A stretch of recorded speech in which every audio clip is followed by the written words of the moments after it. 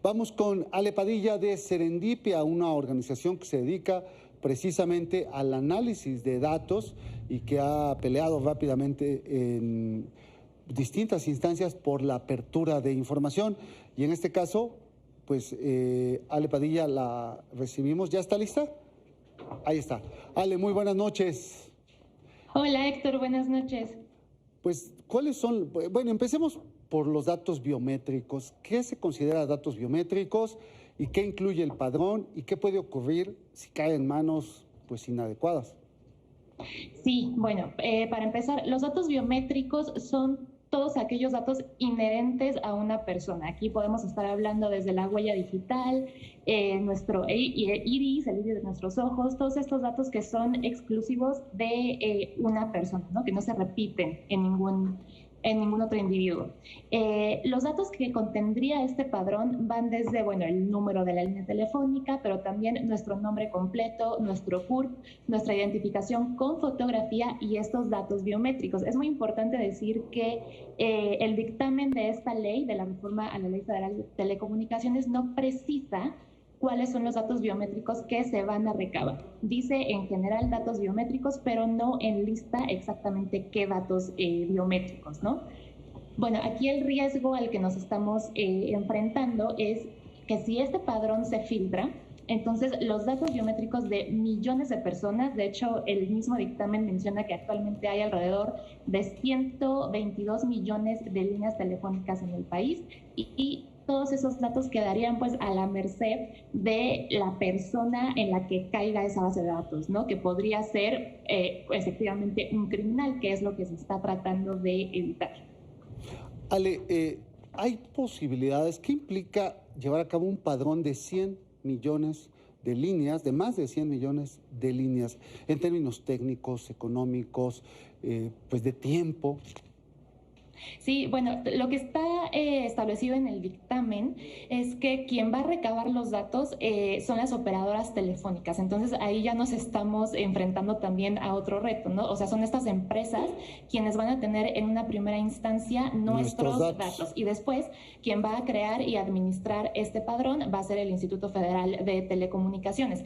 En realidad no hay como un estimado del precio que va a suponer hacer este padrón, ni tampoco los esfuerzos técnicos que se van a tener que hacer. Sin embargo, pues nosotros hemos hablado con organizaciones como R3D y SocialTIC y lo que nos mencionan ellos es que pues el esfuerzo de cuidar un padrón de este tamaño debería ser enorme y además es un gran riesgo porque es una base de datos gigantesca, pero que además va a estar centralizada, o sea, vas a tener en un mismo lugar todos estos millones de datos. Entonces, eso es bastante tentador para ataques cibernéticos y hace a esta base muy vulnerable. Otra cosa muy importante es que este dictamen no establece en ningún lugar medidas para proteger la base de datos. Sí establece sanciones en caso de que una persona o una empresa filtre este padrón o no lo proteja de manera adecuada, pero no establece exactamente cómo es que lo tiene que cuidar, ¿no? O sea, dice qué va a pasar si es que el padrón se filtra,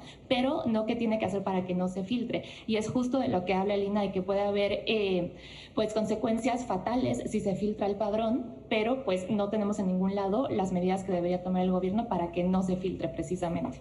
Ahora, la existencia de un padrón único de usuarios de telefonía móvil, ¿qué implica en términos de mercado? Se supone que la intención es limitar el acceso a la delincuencia, a la compra de estas líneas, pero en la práctica, ¿qué puede suceder cuando entre en vigor este registro? Sí, bueno, el dictamen también establece que hay un plazo máximo de 2 años para que todas las personas que ya tengamos una línea telefónica estemos en este padrón. De lo contrario, se va a cancelar esta línea. O sea, es a fuerza que tienes que estar en el padrón, ¿no? Y aquí también entra pues un dilema, porque en realidad estamos hablando de un consentimiento forzado. La Ley Federal de Protección de Datos Personales establece que si alguien quiere recabar tus datos, tiene que tener tu consentimiento. En este caso se trataría de un consentimiento forzado porque si no le das tus datos a la compañía telefónica y por ende al IFT, pues simplemente no vas a poder tener una línea telefónica ya jamás, ¿no? Ahora, técnicamente. vamos a otro escenario, el de pues yo me traslado en transporte colectivo, en una micro en el Estado de México, hacia la Ciudad de México, donde todos los días hay asaltos, me roban el celular y lo utilizan para cometer un delito. ¿Qué ocurrirá?